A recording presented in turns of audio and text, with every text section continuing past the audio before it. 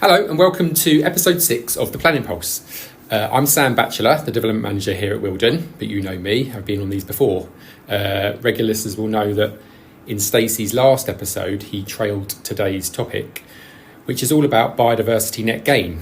For the rest of this episode, we're simply going to refer to it as BNG on the basis that biodiversity net gain is a bit of a mouthful. Now, before we go any further, I should say that we initially considered recording a very long Planning Pulse episode because this is a very broad topic and it would really make for a very long episode, much longer than one we would normally do. But we're going to break this down into different episodes. But before we get into the detail, I am joined by two guests today, and they are ecologists here at Wilden, one being Ben Rainbow and the other being Poppy Glendening. Morning to you both. Morning. Welcome to the Pulse. Ben, can I start with you first, and do you want to introduce a bit about who you are and what you do here at Wilden? Certainly, yeah. I'm the Biodiversity and Arboricultural Officer, although my work's primarily biodiversity these days with recent changes to legislation and requirements. I've been here for 10 years, almost to the day today, so Congratulations. big, big party. Well, if I knew, I would have got something in special, but sorry about that. All prepared.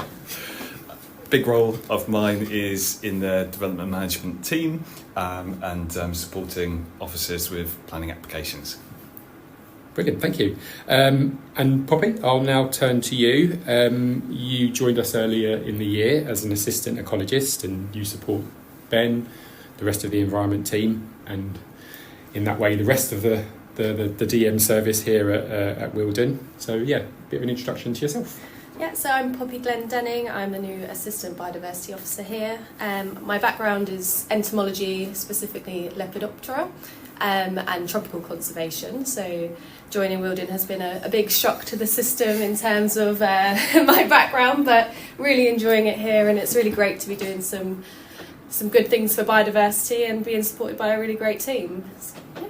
Excellent, well, thank you. And note to self, I'll pronounce your surname properly in the future. Don't think I've actually ever You said did it. pretty well. I don't think I've actually said it out loud before, so there you go. Well, thank you to you both. And now, as I say, BNG is what this episode is all about. It's a complicated matter, and we've had lots of queries and questions from applicants and agents, and certainly from our parish and town councils about this too, let alone anybody else that's shown an interest. So let's dive into it. I'll go to you, Poppy, in the first instance. Can you explain to us in a few words what BNG is? Sure. So biodiversity net gain is an approach to development and land management which aims to leave the natural environment in a measurably better state than it was beforehand. The word biodiversity comes from the term biological diversity, and it refers to the variety of all living organisms, including animals, plants, bacteria and fungi. BNG aims to deliver measurable improvements for biodiversity by creating or enhancing habitats in association with development. It can be achieved on-site, off-site, or through a combination of on-site and off-site measures. Okay, well there it is in a nutshell. Sounds simple. All right, thank you, Poppy. Sounds simple, doesn't it? You explaining it in a nutshell in that way. But our listeners will want to know exactly how it works. So before we get into that, or as part of getting into that, I suppose, Ben, do you want to run through the policy approach to this? Certainly. So in 2021, the Environment Act came in, which introduced biodiversity net gain, and this was enacted through some statutory instruments at the start of January 2024. All planning permissions granted in England, with a few exceptions, have to deliver at least 10% BNG, and this became mandatory on the 12th of February 2024 for major sites, and then shortly after, on the 2nd of April, for small sites. BNG is measured using the statutory metric, DEFRA statutory metric, and all off-site and significant on-site habitats need to be secured for at least 30 years. This sits alongside the strengthened biodiversity duty that local authorities have, which is strengthened from the old Natural Environment and Rural Communities Act 2006. That includes reporting requirements for local authorities and what they're doing, and also it builds on the sort of local nature recovery strategies, or LNRS, which are a consideration of BNG implementation. Brilliant. Okay, well, you covered a few things there that we're going to come on to in a little bit more detail. But I think, firstly, this presents a good opportunity to clear something up in terms of when biodiversity net gain applies, because we have a lot of cases that sit in our existing work stream that are undetermined. So what I'm going to clear up is that simply we can only apply BNG to cases that were received and valid submissions after those dates that were mentioned. The legislation is very clear about that, but I do appreciate that it's caused some confusion, a little bit in part because prior to the mandatory BNG coming into being, we were getting applications that were accompanied by BNG information. Some people were even using the metric. However, they were really just doing that to present their cases in a positive light in respect of biodiversity. And so we're offering it up as something that was positive in the planning balance. It wasn't something that was a statutory requirement like it is now for everything else. So to summarise, any new application, major planning application that was submitted after the 12th of February and any small site application that was made after the 2nd of April is now required to provide BNG unless, of course, it benefits from an exemption. And so if we have undetermined work that was received before that date, then that won't be subject to BNG. So Poppy, let's go through the calculations and how BNG is worked out. Something simple, right? Yes. So Natural England have produced a statutory biodiversity metric and a small sites metric, which assigns values to individual habitat types based on their distinctiveness, condition and the spatial location. By comparing the pre-development baseline and post-development scenario, the metric can therefore assess how a development will impact the biodiversity value of a site. A developer would need to employ a competent person to conduct a survey of the development land and complete the metric. The data will then be provided to the authority as part of the developer's biodiversity gain plan. Simpler small sites metric has been designed for small sites, but this cannot be used in certain scenarios. For example, where there are protected species or designated habitats on site. The small sites metric does not need to be completed by an ecologist, but the person completing it will still need to be competent in habitat management. I think it's important to stress that BNG can be delivered in a number of ways. It can either be on-site, for example, new developments incorporating improved habitats on the site, or it can be off-site, such as entering into a Section 106 agreement with a local authority or conservation covenant with a responsible body. And that provides habitat on another area of land, and you can purchase biodiversity units for that. The Environment Act also enables the creation of a system of statutory biodiversity credits, which can be invested in habitat creation, and these are taken up as a last resort and priced accordingly. In essence, the metric is a risk multiplier. It penalises BNG provision beyond certain areas or certain locations, and it attempts to encourage on-site delivery of biodiversity net gain. It's likely that the metric will be adapted in the future. It's locked for the moment, and it might include better multiplying risk factors that can impact a site's biodiversity value. Okay, that's really helpful, both. Ben, particularly on those last points that you mentioned, does that mean a BNG compliance scheme could see the BNG enhancements being provided off-site, and could it be outside of Wilden? It could, but it's fairly complicated, and there's a few different factors that we have to look at. Developments subject to BNG will need to submit and receive approval from the council of a biodiversity gain plan, or BGP, prior to commencement of the development, and that's under Schedule 14 of the Act. And this BGP must include information on the steps to be taken to minimise adverse effect of development on biodiversity, on the on-site habitat and any other habitat. It must include the pre-development and post-development biodiversity values of the on-site habitat, any registered off-site biodiversity gain allocated to the development, and it must also include any biodiversity credits purchased for the development. It's envisaged that this information will first be included in a BNG statement, and that's submitted with the planning application before being incorporated into the BGP or Biodiversity Gain Plan. So it's advisable for developers to employ a qualified person, suitably qualified professional, to prepare the BNG statement and the Biodiversity Gain Plan, given that both of these documents rely heavily on the metric, and that relies on, of course, the technical data. There is now a British standard on biodiversity net gain and development projects, BS 8683/2021, process for designing and implementing biodiversity net gain. The standard specifies requirements for a process to design and implement BNG for development projects. It doesn't cover the actual delivery of BNG, but provides a framework to demonstrate that a project has followed a process based on UK-wide good practice. We can leave a link below to the British standards, including what they call a Little Book of Biodiversity Net Gain to accompany the British standard. Thank you, Poppy. Thank you, Ben. Back to the can it be off-site question. Can it be out of the district? I think I'm right in saying that this is set out in the metric. Yes, that's right. It's included in the biodiversity metric user guide, and more details can be found there too. On-site includes all land within the boundary of the project. In a planning context, this usually means within the red line site boundary. Off-site is all land outside of the on-site boundary, regardless of ownership, and of course that could include blue line site boundary.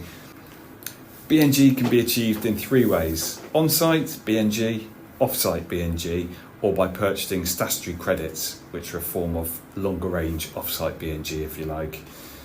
These three options make up the biodiversity gain hierarchy, and this is set out in Article 30A of the Development Management Procedure Order, and we can leave a link for that below. More value is given to on-site BNG, and for the same amount of biodiversity enhancement, greater units will be given to those on-site. Additionally, generally speaking, the further development site is to the BNG site, the lower score it will get in the metric. The algorithm that calculates the score depends on the spatial risk and strategic risk multiplier.